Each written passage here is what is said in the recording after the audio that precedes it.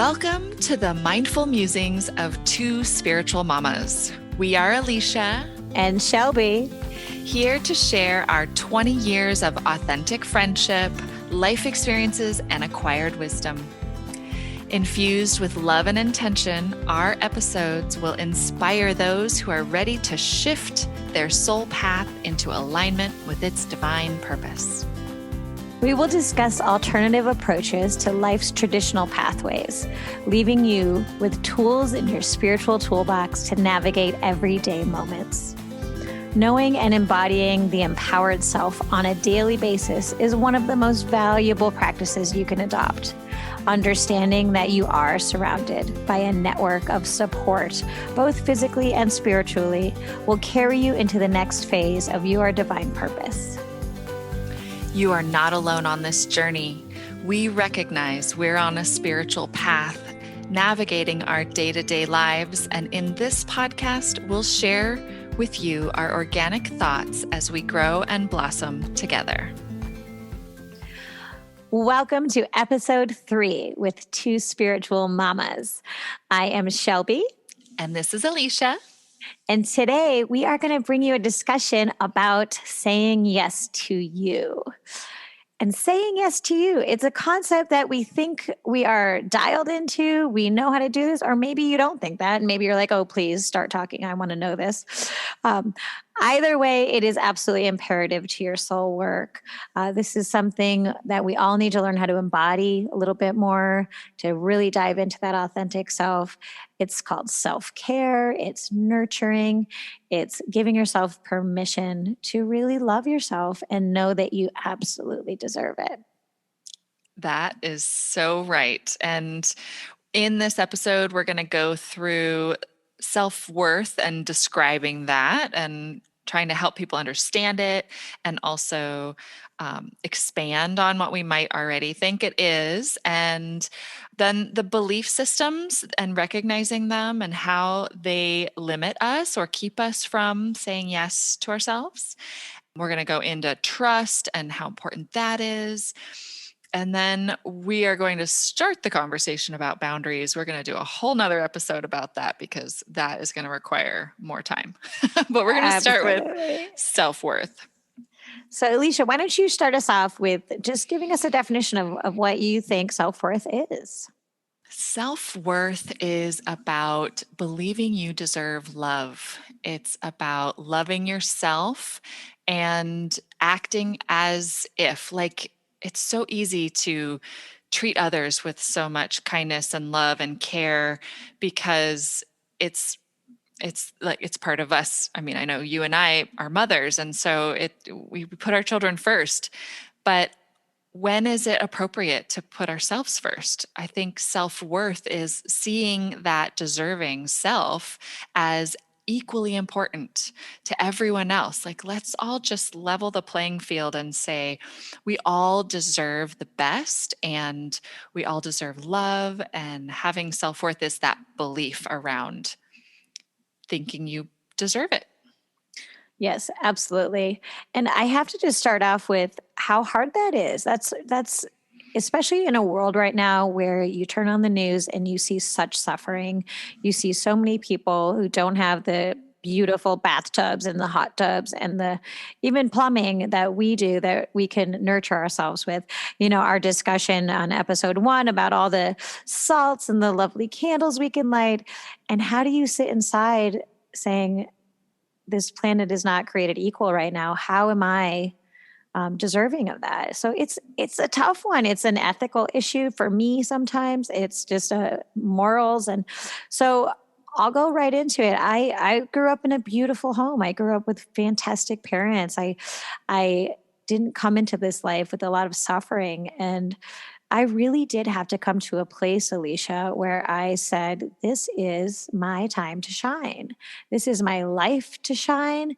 This is what I'm supposed to be doing. So don't, I would dim my light. I would dim my light so that I could match others because I'd witness or feel others' pain. And I didn't want to, I didn't want them to feel left out, or maybe not like that, but I would dim my light. And just recently I've come to accept that I am supposed to be a bright, sunshining marigold of diamond quality. If that can, I just made that up, but that is what I feel like. And giving myself the permission to shine, it also gives me permission to take care of that shine, because you have to have maintenance. You have to rekindle or rejuvenate or rest, which is probably why I actually love the fourth direction of winter so much, because it's that dark time that we're given a little bit extra permission to like snuggle up and read a book and Yeah, rest. you know absolutely. The extra so long baths and things that we do when it's cold outside, it totally makes sense that that's one of your favorites. Also, the oh snow and the yeah, snowboarding, it totally makes sense. yeah, yeah. Absolutely. I was thinking while you were talking about the belief systems that we need to hold to be able to believe that we deserve those things, right? The like you were just saying about the shining and the being bright and being vibrant and being completely you and able to shine. It does require you to believe that you deserve to be taken care of. And if there's nobody out there to take care of you, who's going to take care of you? We have to really, this is an empowering belief system to know that we're worthy and Mm. to take care of ourselves as if we are the most beloved, because we're spiritual beings. We are the beloved. We are the infinite love that spirit provides. And I know this is a big thing about being the two spiritual mamas and having this podcast, is that we really want to incorporate that element of connection to the divine source and embodying that belief system. And that's really what's gotten us through so many twists and turns in life and hard times. And I didn't believe that I deserved the type of partnership I always thought was possible. And I've been through quite a few abusive relationships, and it took me some time to really stand up and say, I deserve better. I deserve to be cared for and treated with kindness and respect above everything else. Like, those were values that I didn't realize I was compromising on. And that's an important thing, I think, for us to recognize, is our values around the self-worth, our values around these different things that we deserve, like kindness and love. And it is hard sometimes to think of that poverty in the world or the challenges out there, that not everybody gets to have this. But it comes down to appreciation and gratitude, which we talk about in pretty much every episode. Hmm. And I don't know, what would you say to that? I think it also comes down to recognizing, and my belief system is 100% that we have soul contracts. And this is my life that I've chosen right now to be in. And what right do I have not to shine? Excuse me, because I have been given a spectacular life and a spectacular foundation. And of course, navigating some of those mindsets and models and belief systems along the way. Of course, we're human, and we live in 2021. Um, but if I was, let's say, how do I say this? I just need to shine the heck out of my life. I'm not supposed to swear. Dang Yep. it. I'm keeping So you to, kids might be yeah, in the car listening. beep, beep. Yeah, we got to learn how to do those little filter things. But anyway, Can I yeah, ask you what you would say to the people who don't feel like they got the amazing upbringing that you and I right. both recognize that we did? Oh gosh. Whew. I would ask you to go back to your birth. And I know this is don't do this in the car. Um, when you're in a place to sit quietly, go back to your birth and remember that beautiful soul, that beautiful, perfect, whole soul that you were, and ask her or him and say, what do you want to do with this perfection? What do you want to do with this wholeness, before some of those parts were maybe fragmented, or we're going to get into that about how energy can leave you, not leave you, but fragment off of. Oh my God, I don't want to start talking about that right now. But anyway,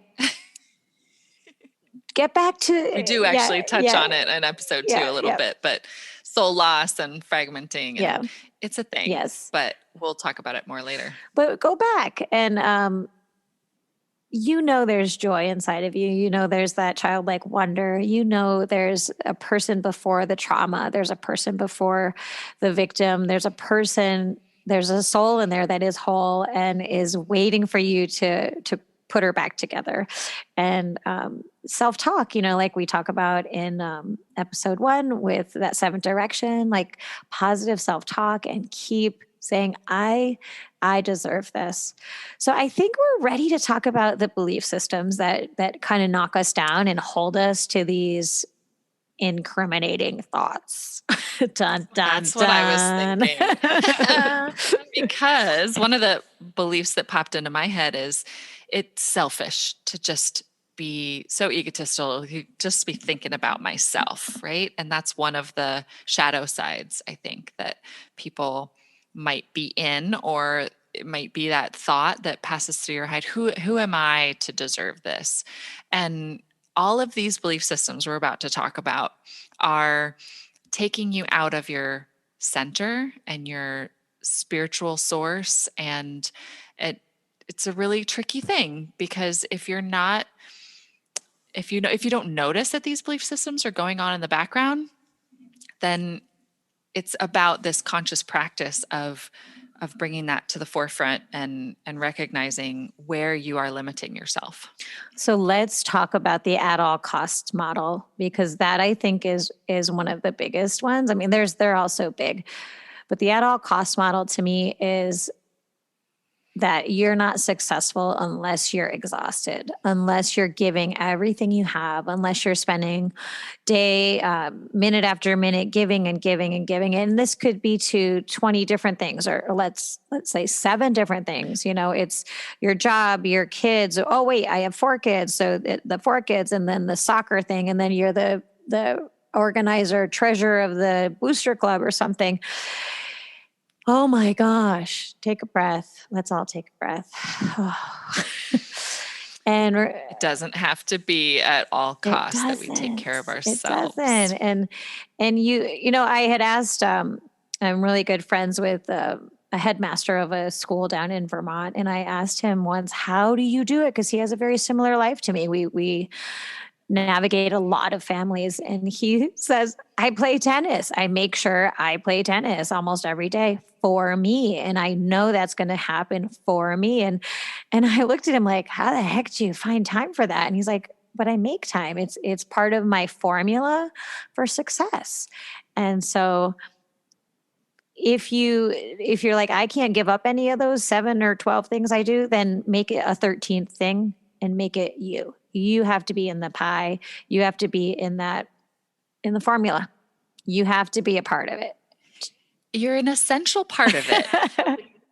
And unless you fill up your own cup, you don't have enough to give. And you really don't want to exhaust all of your stores of energy every single day. That's not healthy. We live healthy lifestyles as much as possible. We hope you do too. And it's those choice points that you can make and what is most important, right? So if the pie has 14 pieces, you better be one of the big ones. Mm-hmm. And if you're not, and you recognize right now in this conversation that you could do more to contribute to your own happiness and your health, and you need that for fuel for your life, it's super fun. It's great. It is so satisfying. I think Shelby and I both had a similar intention for 2021, and it was to get more sleep so that we could do more for ourselves. And what I do is I go to bed a little earlier so I can get up earlier when the house is quiet and before everything else, for work needs to start. And I meditate and I take care of myself. And that's my favorite time of day. And if I don't get to bed early enough, then that doesn't happen. I'm too tired and I just can't make it happen. Oh yeah. it's so hard to putz through your day when you're exhausted. And then I get into a mental spiral of, well, it's my fault because I didn't go to bed early enough and so on and so forth. But I'm working on it. Like you said, we'll stay tuned. You can hear the success of Alicia and I's sleeping journey as these podcasts evolve. But going back to the at all cost model, another thing that I think attaches onto that is needing approval and not being able to say no because you want the approval of others or you want others to see you as someone who's willing to help. And yes, I love all of that. I love pleasing people. I love helping people, but I think it's important to step back and push the reset button and say, I have to just come up with a different, I'm using the word formula again, because I think it makes sense to me right now, but how can I rejuvenate myself so that when I do say yes to people, it's with ease. There's not going to be the bumps in the road that get me even more excited. It's like following that intuitive sense that we talk about in episode 2. I'll be able to navigate that booster club position easier because I'm rested and I'm rejuvenating myself. So it's not necessarily dropping the way that you live your life. It's just shifting it. And that's, I think, how we have to look at all of these things. Alicia and I are inviting you to think about it. They're just shifts, they're shifts. Some things we might say to jump it down the drain, but. And we do ask that pretty much every new moon and full moon, right? Like, what are you bringing in and what are you ready to let go of? And that's a big part of cycling through. And it's a constant awareness kind of thing, right? You take inventory of your life every day, every week, every month, every year. And it's a great practice to listen to your thoughts and look at where you're bringing yourself down or not focusing on yourself enough. And it's a constant balance that we're playing with and working towards, right? Absolutely. And remembering as you go along and you're starting to make decisions a little bit differently, that I've been a witness to so many situations where I thought this was the way it had to go. And then either somebody left my life on their own accord or situation just allowed them to leave. And I was so impressed with what came through the door to replace it. And I was like, are you kidding me? This is the shiznit. Like, this is great. So again, like, don't hang on to something too hard because change is beautiful. Change is healthy. And it's just, it's such a blessing. Change is such a blessing. So welcome it. Absolutely. And I think one of the things that we can all look at changing in our life is letting go of victim mentality. It's another one of our beliefs we want to talk about because we follow Carolyn Myss and her sacred contracts, and she talks about the 4 essential, we pretty much all have these archetypes, and one of them is the victim. And I've known people to just live out every story that they have. They are the victim in that story of everything that happens in your life. And some people are true victims of a specific incident, but to take it as a pattern or create a belief system around it or identify with it in such a negative way that it affects your life and it affects your ability to feel deserving of good things, right? To not always be telling that story. You're not the victim of your life. You are the artist painting that creatively able to choose and flow with all these amazing possibilities. And like we were just saying, making one little tweak and change here and there can really make your life more and more pleasurable and beautiful and enjoyable. And that's one of the ways and why and how to shift out of that victim mentality and not believing you deserve. So I'll put you on the spot, Alicia. If I were to, you asked me, I really want to go to Hawaii with you, which I know you do, and we do, and we're going to do it. Soon as Side note, COVID yeah. lockdown's over. And I said to you, I don't have enough money for that. I'll never have enough money for that. How would you direct me to change my words? Yeah, changing the words are so maybe right now. You just add right now, I don't have that. One of the things Tosha Silver talks about in Outrageous Openness is one of my favorite things to shift around a sentence. It might not be possible without God, without divine intervention, right? Like, and nothing is impossible when you've got spirit on your side. And so, yeah, we might not have the money now. I know I'm saving. I've got an envelope. Like, I've got maybe a third of the money in there that I need, but we couldn't go tomorrow because I don't have it. I would say with anything, I don't have it right now. You maybe don't even have a lot of appreciation for yourself right now, but you're working on it. Mhm. But I'm growing that. I'm working towards, but I can start, any of those phrases that really give you encouragement to make a change. Like, I might not have this figured out right now, but I can look at it tomorrow and start saving this little bit, or look at, where to balance in your life Or like, to I look forward to when I have enough money, or I'm looking forward yeah. to the time when I can take a bath uninterrupted. Because if you're a mama right now and you have those toddlers, they turn into teenagers and you have more time than you understand what to do with because they're in their rooms and you're like, huh. I was thinking that thought in the shower today. Yeah. And you're confused. You're like, nobody needs me. What the heck do I do? For real, like during COVID, it was so odd. It was so odd for me. First, because, I had to stay home and I didn't know what that meant.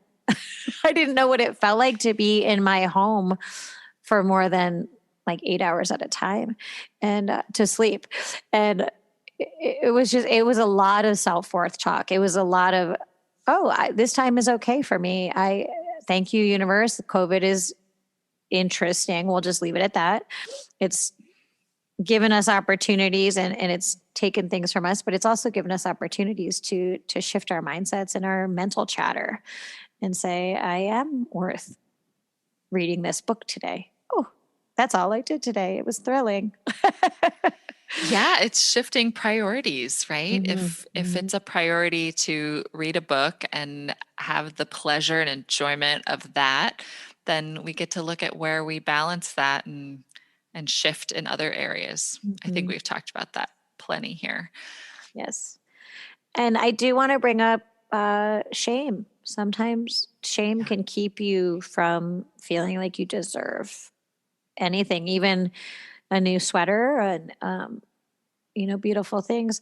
I know one of my friends said to me once, your home is so full of treasures and beautiful, like almost like a museum. And I thought about that for a long time and I was like, wow, am I materialistic? And I said, no, I am a lover of beauty. And when I travel and I go on a short trip, I want to have that memory and I want to be inspired by, things that say love or eagles or anything that makes my heart sing. I allow myself to purchase those things and I can. And I also have my own bank account, which is nice. And I own my own business. So I have a little bit of sovereignty in that department, but it really makes me feel happy when I'm in my home and I celebrate what I love and what I've provided myself to love. And yes, there's plenty of healers and spiritual advisors that are stripped of all material things, but I guess I'm standing up for those of us who love things. I'm in that category as well, but I also think you make a really great point, and it's a choice to feel guilty or ashamed, and we get to look inside ourselves and decide where our self-worth is and what's important to us and why it's important to us, Mhm. right? If you're coming from a selfish, egoic, mindset, then yeah, self-worth means something else, and those are other issues that probably need therapy uh, on the extreme end. But actually, I've been reading and listening to Brene Brown a lot more lately, and her definition of shame compared to guilt was so fascinating because shame is a belief that I am not worthy, I am not good, I am whatever.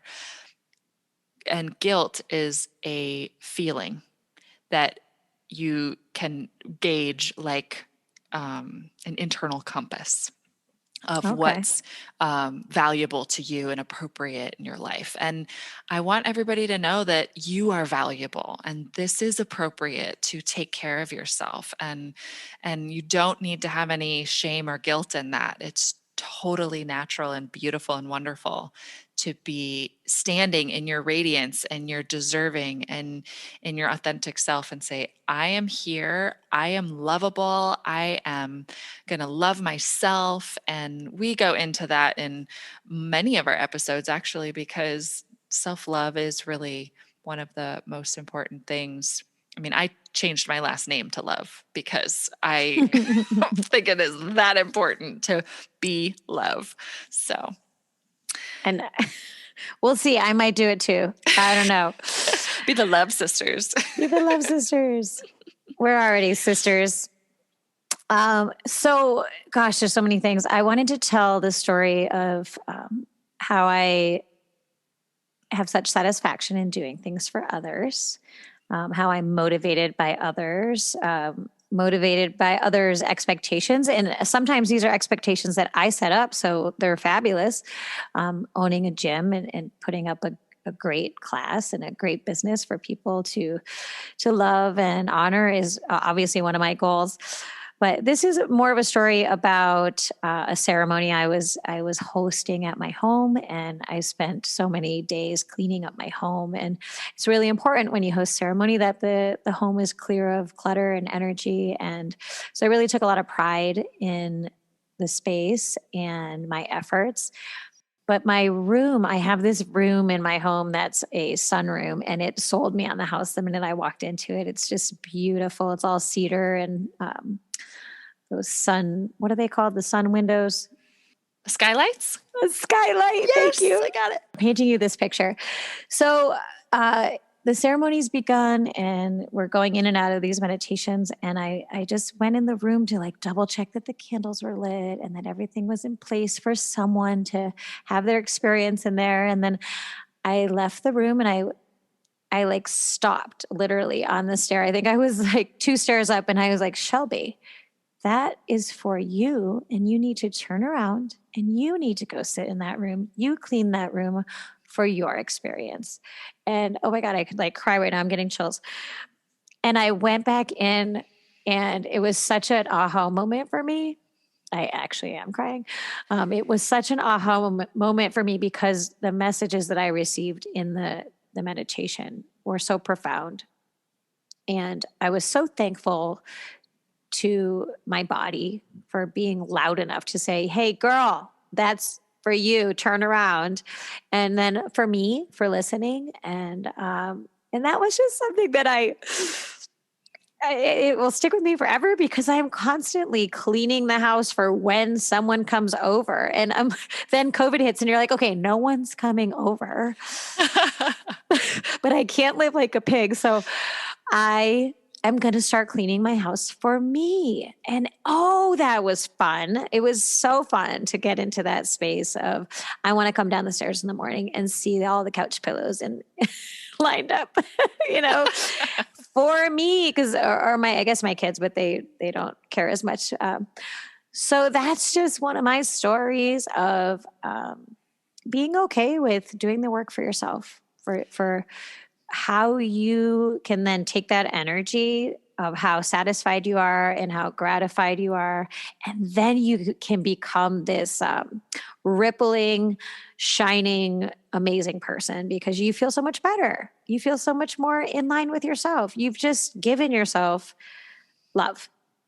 And so now there's more love to give, you know. That's right. That's the full cup, right? That's such a beautiful story, and it's so relatable because I've been there. I've had a very similar experience of cleaning for others and then realizing that I want to actually enjoy my home for me. And I mean, you walk in and it's similar to yours.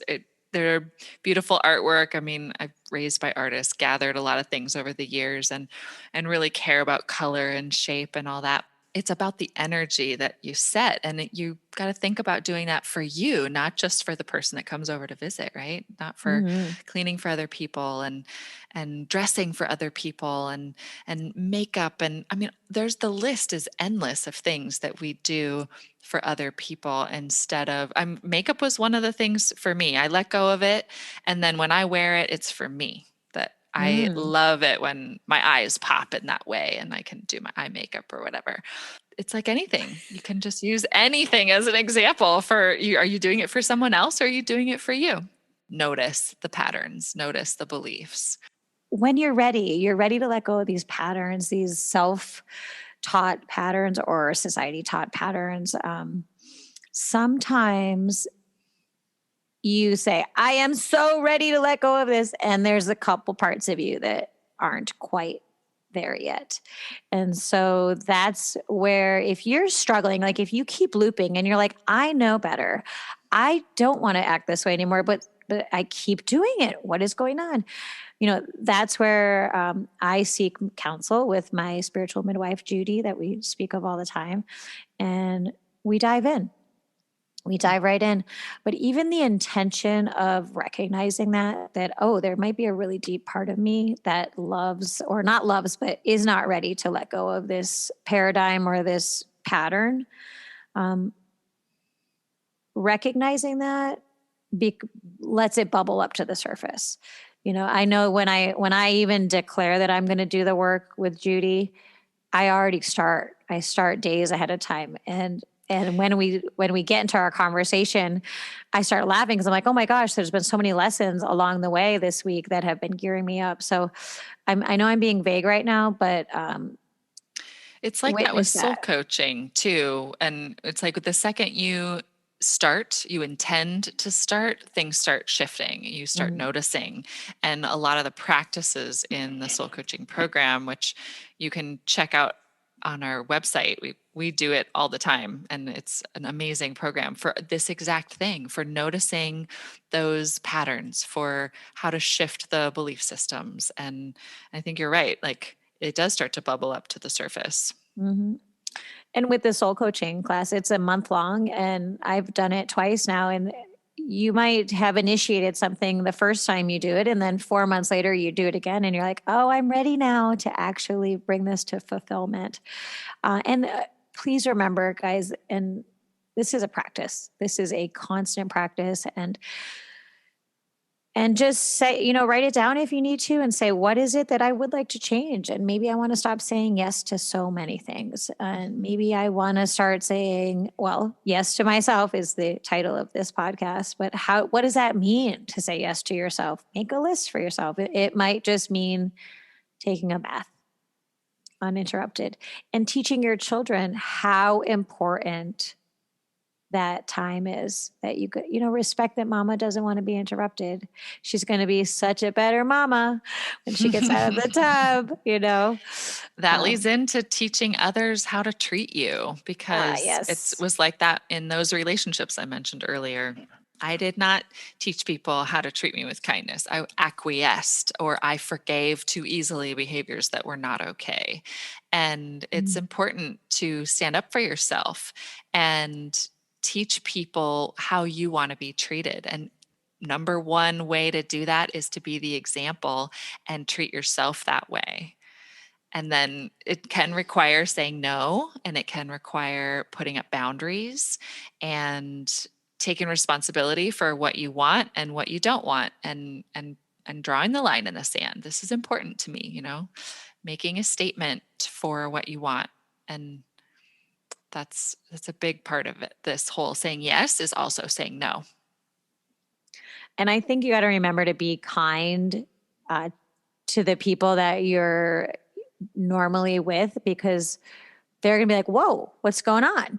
So be kind and be loving and say, I'm making some shifts, communicate. And Love that. if they don't support that, then it's a big red flag that they are not your people. And then you can figure out how to unwind that relationship, if that's even possible. But Just step back if that, just not quite spend so much time with certain people that don't have your best interests at heart. If they don't see your boundaries and respect them, then you just take a little step back. now I wasn't going to bring this up because I can't remember the woman who taught it, but it's the cup that you keep referencing. Mm. She said, you never serve from your cup, you serve from your saucer. So until your cup is overflowing into the saucer, that's where you feed the people from. That's where you feed your kids from, is the saucer. So if your cup is not full and overflowing, then we got to figure that out, ladies. We got to figure that out. And gents, sorry, whoever's listening. Um, But that's beautiful. And I think it just takes one affirmation that I deserve this, I am worthy, to be able to make those choices and those little tweaks, like we were saying, to make that a reality, mhm, to have that full cup. And I mhm, think you and I both work daily to see and feel intuitively, reach towards what it is that will fill up our cup. A lot of it is connection with spirit for us. And I do give to others from that saucer. I love that. It's very visual, it's a very mhm. beautiful example. And as someone who's made these changes, I've mentioned it in the past podcasts, owning a gymnastics school, there's just so many souls and they're fantastic. They're dynamic, these Mhm. children and their parents and siblings and staff. And there's so many people in your life that I had to figure out how to balance it. And once I did put myself in the category of number one, when I said, if I'm going to be the literal source of this, if I'm going to own this business, like legit own it and say, this is my business, I have to fill myself up. And I don't want to say the result has been fantastic. There's so much more bounty. I have so much more bounty. I have so much more positivity. Like you were saying earlier, the boundaries that I've put up just by saying, I don't accept a certain level of behavior, I'm not available to receive it. It's not there anymore. It's like, did all those people fall off the planet? No, they didn't. They just, I don't receive them in the same light. So it doesn't happen as much. And again, I'm being a little bit vague, but it really does change your life. What we're saying doesn't mean self love and do things by yourself. It means love yourself so much that the vibration and the energy and the spiritual fulfillment and the flow, like in Reiki, the energetic flow will come through you in the word is like spades, but I don't really talk like that normally. In what's up? What you know what I'm trying to say? It's just going Yeah, to maxim abundance. abundance. Yes, it will be in abundance, and it flows to a point where it's not running out.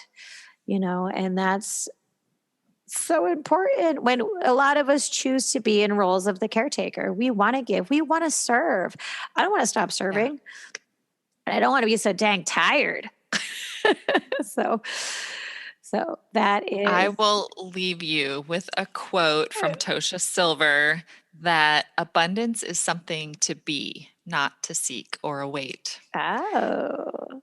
And just be that abundance, be that light, be that love, and give it to yourself. And if you can embody abundance, then you can do all that we're talking about here by just enjoying your life, enjoying being grateful for the day, being tapped into spirit. So much fun talking with you, Shelby. Thank you again for being my soul sister and being this spiritual mama tribe that we've created and all the things that we collaborate on and do together. It's so much fun. It is incredibly rewarding and very aligned, isn't it, my dear? It sure is. All right. Well, love to everybody out there. Blessings to you on your journey as you dive into what it is to be you and to say yes to you.